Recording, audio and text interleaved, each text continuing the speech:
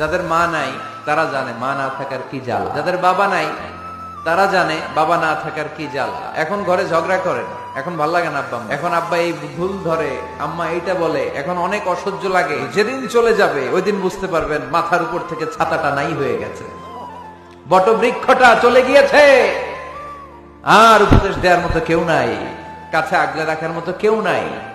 এজন্য আব্বা আম্মা থাকতে আমরা যেন আব্বা আম্মার কাছ থেকে দোয়া চাই। আব্বা আম্মার দোয়া কোনোদিন আল্লাহ তাআলা ফিরিয়ে দেয়। দোয়া চাইতে দেরি, দোয়া কবুল করে নেয় কে?